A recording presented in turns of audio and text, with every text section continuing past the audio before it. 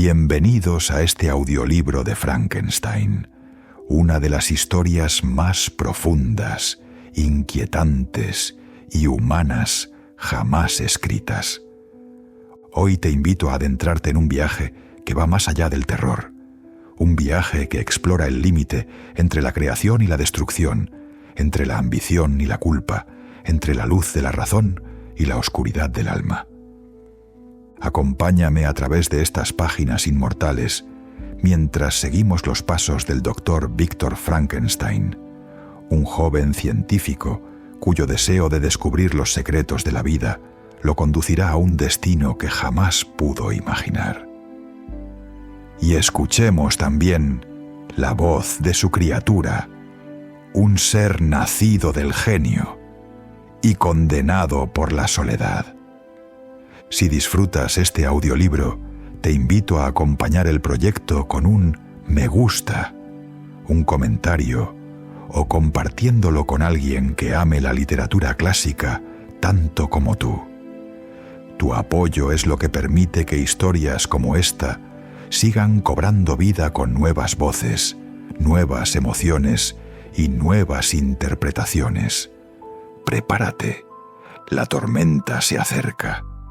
El hielo del norte nos aguarda, y en sus sombras un secreto está a punto de despertar. Comenzamos.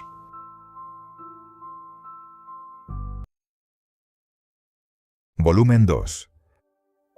Capítulo 16.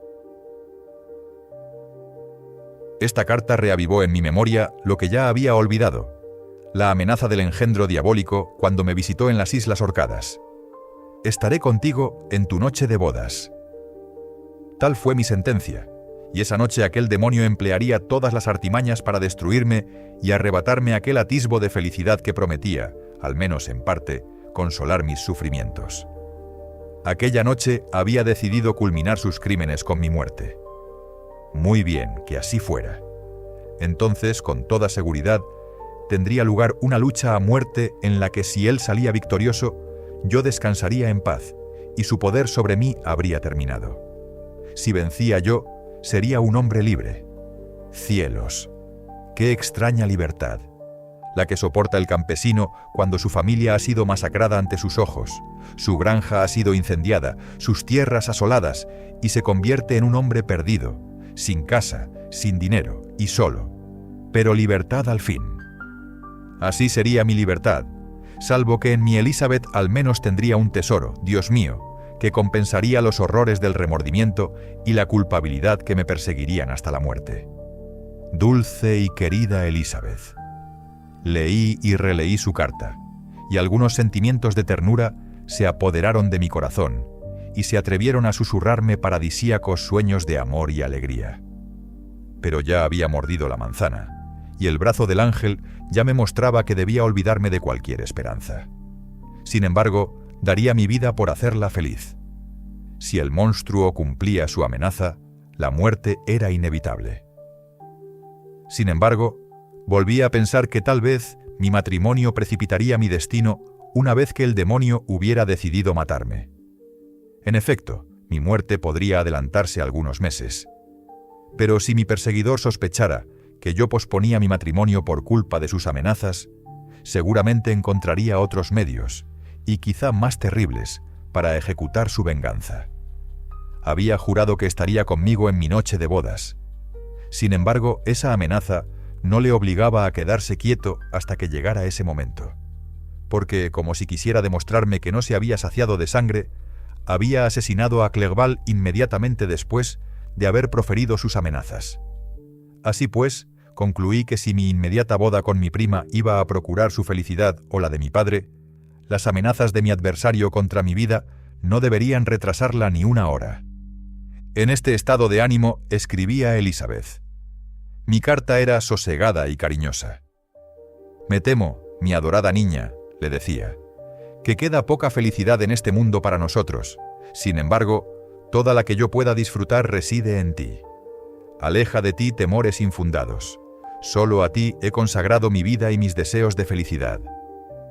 Tengo un secreto, Elizabeth, un secreto terrible. te horrorizará hasta helarte la sangre. Y luego, lejos de sorprenderte por mis desgracias, simplemente te asombrará que aún siga con vida. Te revelaré esta historia de sufrimientos y terror al día siguiente a nuestra boda. Porque, mi querida prima, debe existir una confianza absoluta entre ambos. Pero hasta entonces, te lo ruego, no lo menciones ni aludas a ello. Te lo pido con todo mi corazón, y sé que me lo concederás. Alrededor de una semana después de la llegada de la carta de Elizabeth, regresamos a Ginebra. Elizabeth me dio la bienvenida con mucho cariño. Sin embargo, había lágrimas en sus ojos cuando vio mi cuerpo maltrecho y mi rostro febril. Yo también descubrí un cambio en ella. Estaba más delgada y había perdido buena parte de aquella maravillosa alegría que antaño me había encantado. Pero su dulzura y sus amables miradas de compasión la convertían en la mujer más apropiada para un ser condenado y miserable como yo. De todos modos, la tranquilidad de que gozaba yo en aquel momento no duró mucho. Los recuerdos me volvían loco, y cuando pensaba en lo que había ocurrido, una verdadera locura se apoderaba de mí. Algunas veces me enfurecía y estallaba con ataques de rabia, y otras me derrumbaba y me sentía abatido. Ni hablaba ni veía, sino que permanecía inmóvil, abrumado por la cantidad de desdichas que se cernían sobre mí. Solo Elizabeth tenía poder para sacarme de esos pozos de abatimiento. Su dulce voz me tranquilizaba cuando estaba furioso, y me infundía sentimientos humanos cuando me sumía en la apatía. Ella lloraba conmigo y por mí. Cuando recobraba la razón, me reconvenía dulcemente e intentaba infundirme resignación. Ah, sí. Es necesario que los desdichados se resignen. Pero para los culpables no hay paz. Las angustias de los remordimientos envenenan ese placer que se halla en ocasiones, cuando uno se entrega a los excesos de la pena. Poco después de mi llegada, mi padre habló de mi inmediato matrimonio con mi prima. Yo permanecí en silencio. Entonces, dijo mi padre. ¿estás enamorado de otra mujer? En absoluto. Amo a Elizabeth y pienso en nuestra futura boda con sumo placer. Fija la fecha y ese día consagraré mi vida y mi muerte a la felicidad de mi prima. Mi querido Víctor, no hables así. Graves desgracias han caído sobre nosotros, pero lo único que debemos hacer es mantenernos unidos a lo que nos queda. Y el amor que sentíamos por aquellos que perdimos, debemos entregárselo ahora a los que aún viven. Nuestra familia es pequeña, pero está muy unida por lazos de cariño y de desdichas compartidas. Y cuando el paso del tiempo haya mitigado tu desesperación, nuevas y amadas preocupaciones nacerán para reemplazar a aquellos de los que tan cruelmente hemos sido privados. Tales eran los consejos de mi padre, pero los recuerdos de la amenaza volvieron a obsesionarme. Y no puede sorprender a nadie que, omnipotente como se había mostrado aquel engendro diabólico en sus crímenes sanguinarios, casi lo considerara invencible, y que puesto que había pronunciado las palabras «estaré contigo en tu noche de bodas», considerara aquel destino amenazador como algo inevitable. Pero la muerte no era una desgracia para mí, si no fuera porque acarreaba la pérdida de Elizabeth. Y así pues, con gesto sonriente e incluso alegre, me mostré de acuerdo con mi padre en que la ceremonia tuviera lugar, si mi prima consentía, al cabo de 10 días. Y así sellé mi destino, o eso creía. Dios bendito. Si por un instante hubiera imaginado cuáles podrían ser las diabólicas intenciones de mi enemigo infernal, habría preferido abandonar para siempre mi país y haber vagado como un despreciable desheredado por el mundo, antes que consentir aquel desdichado matrimonio. Pero como si tuviera poderes mágicos, el monstruo me había ocultado sus verdaderas intenciones. Y cuando yo pensaba que únicamente preparaba mi propia muerte, solo conseguí precipitar la de una víctima que amaba mucho más. A medida que se acercaba la fecha de nuestro matrimonio, tal vez por cobardía o por un mal presentimiento, me sentí cada vez más abatido. Pero oculté mis sentimientos, bajo la apariencia de una alegría que dibujó sonrisas de gozo en el rostro de mi padre, aunque difícilmente pude engañar a la mirada más atenta y perspicaz de Elizabeth. Ella observaba nuestra futura unión con sosegada alegría, aunque no sin cierto temor, debido a las pasadas desgracias, y tenía miedo de que lo que ahora parecía una felicidad cierta y tangible pudiera desvanecerse de pronto en un sueño etéreo, y no dejara ni una huella, salvo una amargura profunda y eterna. Se hicieron los preparativos para el acontecimiento. Recibimos a las visitas, que nos felicitaron, y todo parecía adornado con las galas más halagüeñas. En lo que me fue posible, oculté en lo más profundo del corazón la ansiedad que me consumía, y acepté con aparente sinceridad todo lo que proponía mi padre, aunque todo aquello no podía servir sino como decorado de mi tragedia. Se adquirió una casa para nosotros, cerca de Cologny. Así podríamos disfrutar de los placeres del campo, y sin embargo, estaríamos lo suficientemente cerca de Ginebra como para ir a visitar a mi padre todos los días, pues él seguiría viviendo en el interior de la ciudad por Ernest, para que pudiera continuar sus estudios en la universidad. Mientras tanto, yo adopté todas las precauciones para defenderme en caso de que aquel engendro quisiera atacarme. Siempre llevaba pistolas y una daga, y estaba siempre alerta para evitar emboscadas, y así conseguí gozar en alguna medida de cierta tranquilidad. Y en realidad, conforme se aproximaba la fecha, la amenaza comenzó a parecer más bien una locura que no valía la pena tener en cuenta, pues probablemente no sería capaz de perturbar mi tranquilidad, mientras que la felicidad que esperaba de mi matrimonio iba adquiriendo poco a poco una apariencia de verdadera realidad a medida que se acercaba el día de la ceremonia, y oía hablar de ella como un acontecimiento que ningún incidente podría impedir. Elizabeth parecía contenta ante el cambio que vio en mí, y cómo había pasado de una risa forzada a una serena alegría. Pero el día en que se iban a cumplir mis deseos y mi destino, ella estaba melancólica. Un mal presentimiento la embargaba, y quizá también pensaba en el terrible secreto que yo había prometido revelarle al día siguiente. Mi padre, en cambio, estaba rebosante de felicidad, y con el ajetreo de los preparativos, solo vio en la melancolía de su sobrina la pudorosa timidez de una novia. Después de celebrar la ceremonia, tuvo lugar una gran fiesta en casa de mi padre.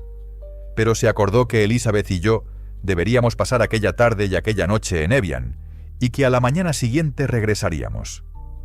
Hacía un buen día, y como el viento era favorable, decidimos ir en barco. Aquellos fueron los últimos momentos de mi vida, durante los cuales disfruté del sentimiento de felicidad. Navegábamos muy deprisa, el sol calentaba, pero nosotros íbamos protegidos por una especie de dosel, mientras disfrutábamos de la belleza del paisaje. Unas veces nos girábamos hacia un extremo del lago, donde veíamos el monte Salève, las encantadoras orillas de Montalegre y en la distancia, elevándose sobre todo lo demás, el magnífico Mont Blanc y todo el grupo de montañas nevadas que intentaban alcanzarlo. En otras ocasiones, bordeando la ribera opuesta, veíamos el majestuoso Jura, retando con sus oscuras laderas la ambición de quien deseara abandonar su país natal y mostrándose como una barrera infranqueable al conquistador que pretendiera invadirlo. Cogí la mano de Elizabeth. «Estás triste», le dije. «Ay, mi amor, si supieras lo que he sufrido y lo que tal vez aún tenga que soportar, procurarías dejarme saborear la tranquilidad y la ausencia de desesperación que al menos me permite disfrutar este único día». «Sé feliz, mi querido Víctor», contestó Elizabeth. «Confío en que no haya nada que te inquiete, y puedes estar seguro de que mi corazón está feliz, aunque no veas en mi rostro una alegría excesiva. Algo me dice que no deposite muchas esperanzas en las perspectivas que se abren ante nosotros, pero no quiero escuchar esas voces siniestras.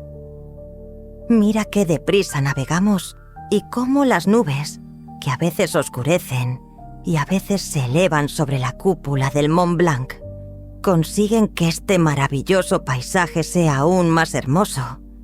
Mira también los innumerables peces que nadan en estas límpidas aguas, donde se pueden ver claramente todas las piedras que yacen en el fondo. ¡Qué día más hermoso! ¡Qué feliz y serena parece toda la naturaleza! Así era como Elizabeth intentaba distraer sus pensamientos y los míos de cualquier reflexión sobre asuntos melancólicos, pero su ánimo era muy voluble. La alegría brillaba durante unos breves instantes en su mirada, pero la felicidad constantemente dejaba paso a la tristeza y al ensimismamiento. En el cielo, el sol se iba poniendo.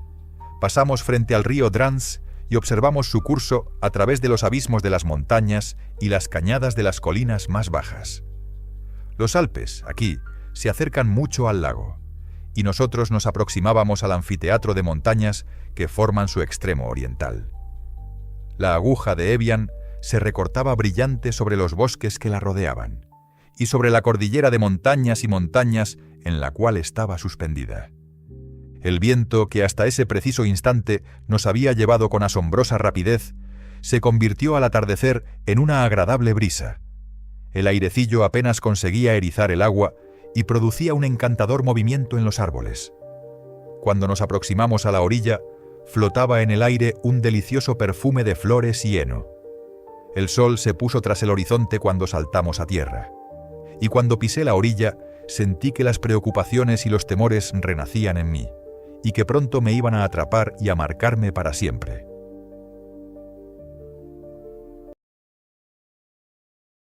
Volumen 2. Capítulo 17. Eran las 8 en punto cuando desembarcamos.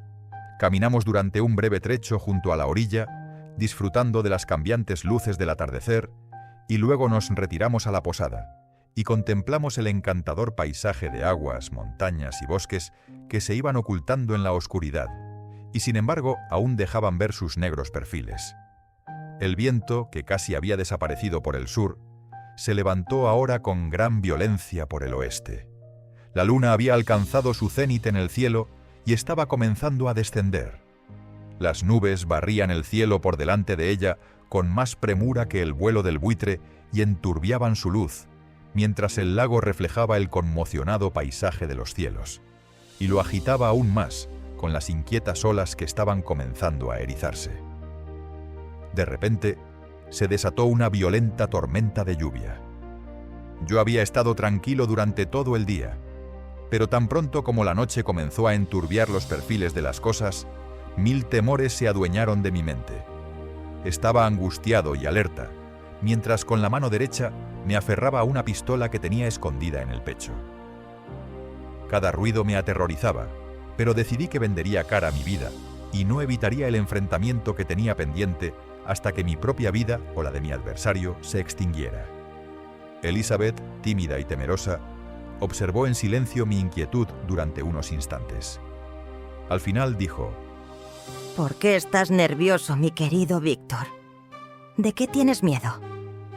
«Oh, tranquila, tranquila, mi amor», le contesté. «Espera que pase esta noche, y ya podremos estar seguros. Pero esta noche es horrible. Esta noche es espantosamente horrible». Pasé una hora en aquel estado de nervios, y entonces, de repente, pensé cuán horroroso sería para mi esposa presenciar el combate que de un momento a otro imaginaba que tendría lugar. Y por eso le rogué con vehemencia que se retirara a dormir, decidido a no ir con ella hasta que no supiera algo de mi enemigo.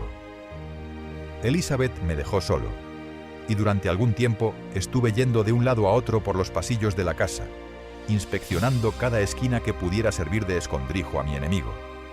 Pero no vi ni rastro de él, y comencé a considerar la posibilidad de que algún afortunado acontecimiento hubiera tenido lugar y hubiera impedido la ejecución de su amenaza, cuando de repente oí un grito y un espantoso alarido. Procedía de la habitación a la que Elizabeth se había retirado. Cuando oí aquel grito, lo comprendí todo. Mis brazos cayeron rendidos y el movimiento de cada músculo y cada fibra de mi cuerpo se detuvo. Podía sentir la sangre reptando por mis venas y hormigueando en mis pies. Aquel estado no duró más que un instante. El grito se repitió y corrí precipitadamente hacia la habitación. Dios mío, ¿Por qué no me mataste entonces? ¿Por qué estoy aquí para describir la destrucción de mi esperanza más anhelada y la muerte de la criatura más buena del mundo?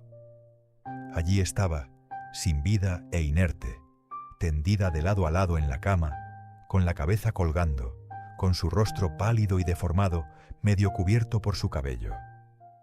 No importa dónde mire, siempre veo la misma imagen, sus brazos exánimes y su cuerpo muerto arrojado por el asesino sobre el ataúd nupcial. ¿Cómo pude ver aquello y seguir viviendo? Dios mío, la vida es obstinada, se aferra con más fuerza allí donde más se odia. Entonces, solo sé que perdí el conocimiento y me desmayé. Cuando me recobré, me encontré en medio de la gente de la posada. Sus rostros expresaban claramente un espantoso terror, pero el horror de los demás solo me parecía una pequeña farsa, una sombra de los sentimientos que me atenazaban a mí. Me abrí camino entre ellos hasta la alcoba donde yacía el cuerpo de Elizabeth, mi amor, mi esposa. Solo unos instantes antes estaba viva, mi querida, mi preciosa. La habían cambiado de postura y ya no se encontraba como yo la había visto. Y ahora, tal y como estaba tendida, con la cabeza sobre un brazo y un pañuelo cubriéndole el rostro y el cuello, podría haber pensado que estaba dormida.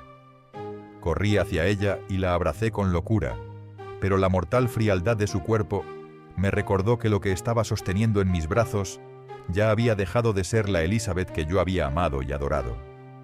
La marca de las garras asesinas de aquel demonio aún permanecían en el cuello, y sus labios ya no tenían aliento.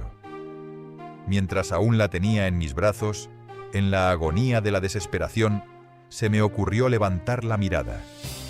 La alcoba había quedado casi a oscas, y sentí una especie de terror pánico al ver cómo la pálida luz de la luna iluminaba la habitación. Los postigos se habían abierto, y con una sensación de horror que no se puede describir, vi por la ventana abierta aquella figura odiosa y aborrecible. Había una sonrisa burlona en el rostro del monstruo.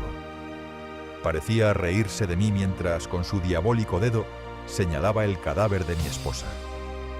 Me abalancé hacia la ventana y sacando la pistola de mi pecho disparé.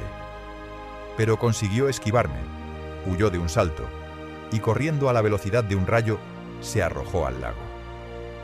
Al oír el estallido de la pistola, muchas personas acudieron a la habitación.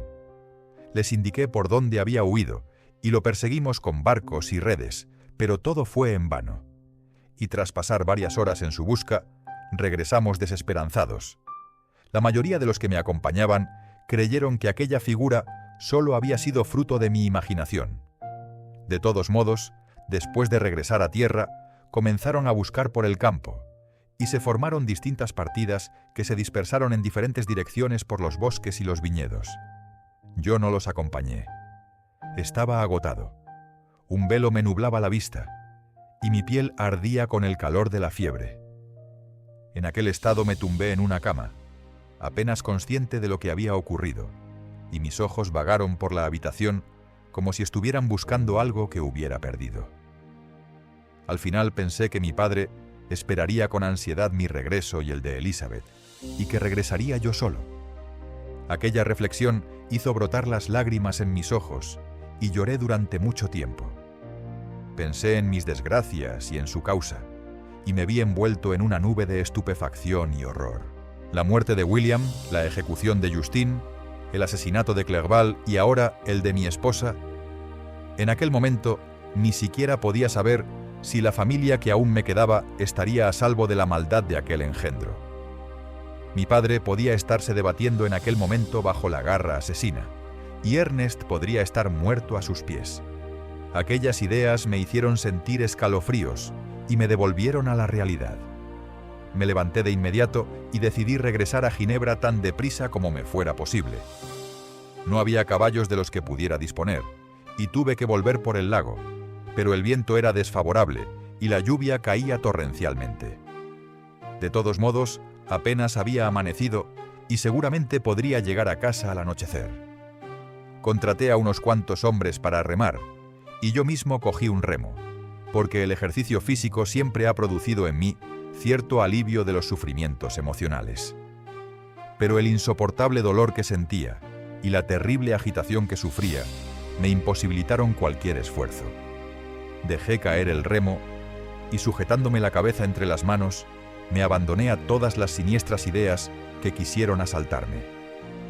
Si levantaba la mirada, veía paisajes que me resultaban familiares, de mis tiempos felices, y que había estado contemplando solo un día antes, en compañía de aquella que ahora no era más que una sombra y un recuerdo. Las lágrimas anegaron mis ojos. Miré el lago, la lluvia había cesado un momento, y vi cómo los peces jugaban en las aguas, del mismo modo que los había visto solo unas horas antes. Elizabeth los había estado viendo. Nada es tan doloroso para la mente humana como un cambio violento y repentino. El sol podía brillar o las nubes podían cubrir el cielo, nada sería ya como el día anterior. Un ser diabólico me había arrebatado de un zarpazo toda esperanza de felicidad futura. Ninguna criatura había sido jamás tan desgraciada como yo, y unos sucesos tan espantosos eran absolutamente insólitos en este mundo. Llegué a Ginebra.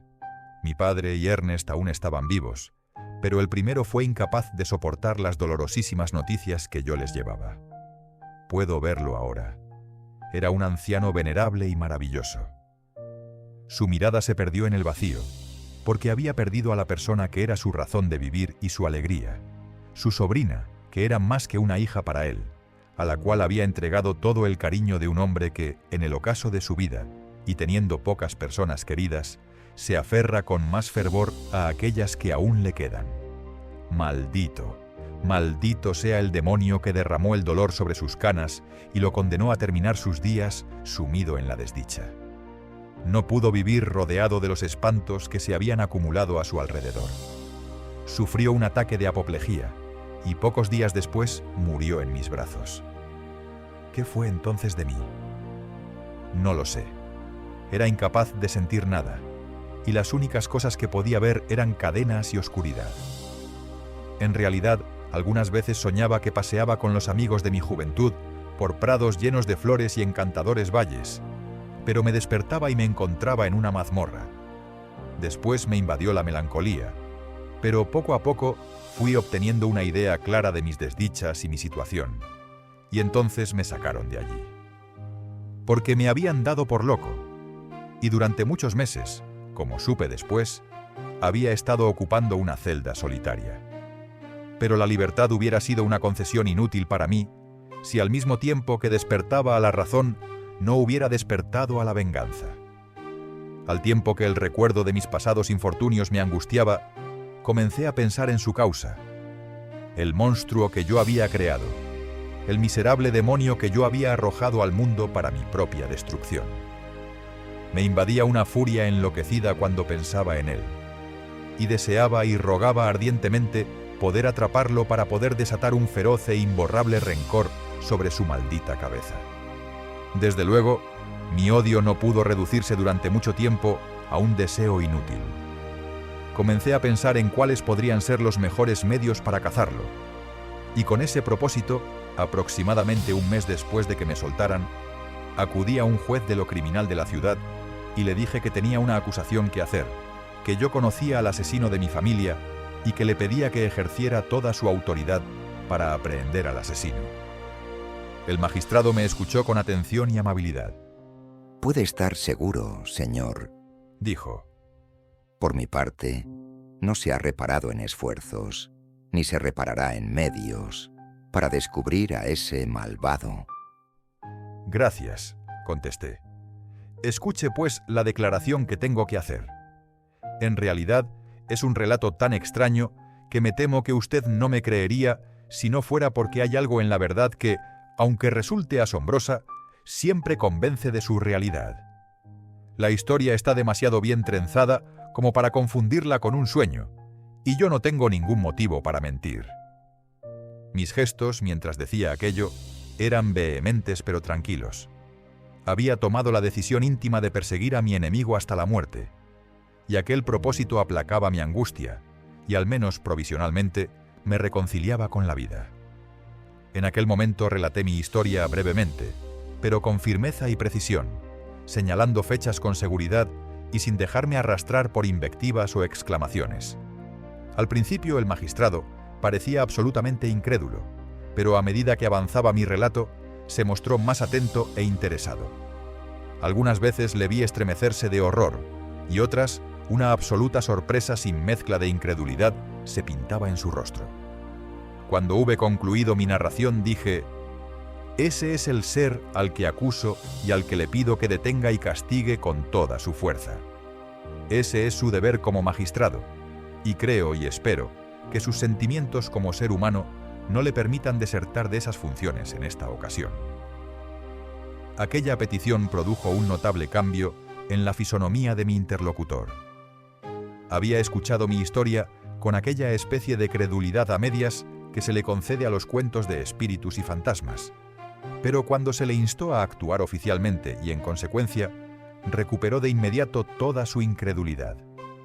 En todo caso, me respondió con amabilidad: De buena gana le prestaría toda la ayuda posible, pero la criatura de la que usted me habla parece tener poderes capaces de desafiar todos mis esfuerzos.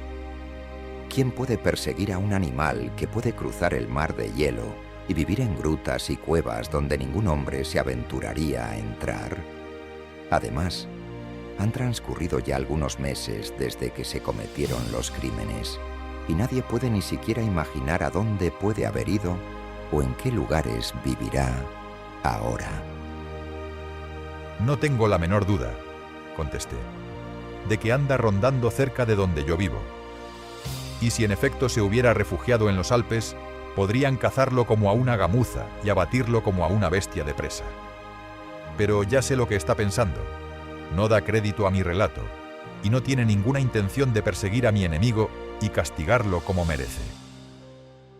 Mientras hablaba, la ira centelleaba en mis ojos.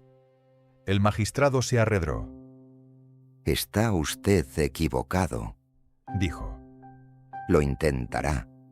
Y si está en mi poder atrapar al monstruo, puede estar seguro usted de que recibirá el castigo que merecen sus crímenes.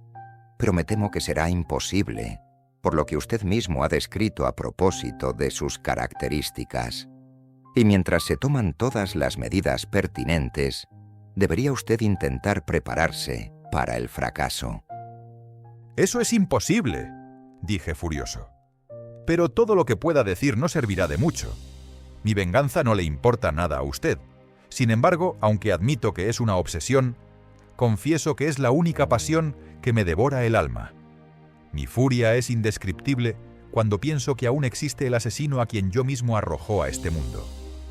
Usted rechaza mi justa petición. No tengo más que un camino, y me dedicaré, vivo o muerto, a intentar destruirlo». Temblé de nerviosismo al decir aquello. Había un frenesí en mi conducta y algo, no lo dudo, de aquel orgulloso valor que, según dicen, tenían los mártires de la antigüedad. Pero para un magistrado ginebrino, cuyo pensamiento se ocupaba en cuestiones muy distintas a la devoción y el heroísmo, aquella grandeza de espíritu se parecía bastante a la locura. Intentó calmarme como una niñera intenta tranquilizar a un niño, y achacó mi relato a los efectos del delirio. «¡Hombres!», grité. «¡Qué ignorantes sois y cuánto os enorgullecéis de vuestra sabiduría! ¡Cállese! No sabe usted lo que dice». Salí precipitadamente de la casa y, furioso y enloquecido, me fui a meditar algún otro modo de actuar.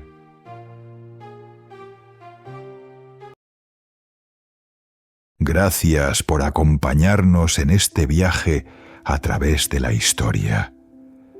Esperamos que hayas disfrutado de esta experiencia sonora y que te hayas sumergido, como nosotros, en cada emoción, cada sombra y cada descubrimiento.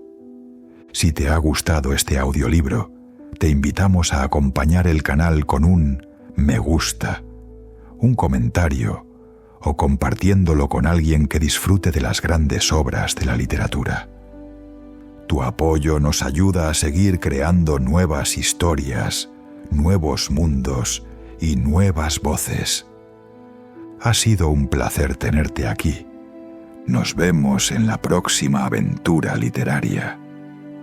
Hasta entonces, gracias por escucharnos.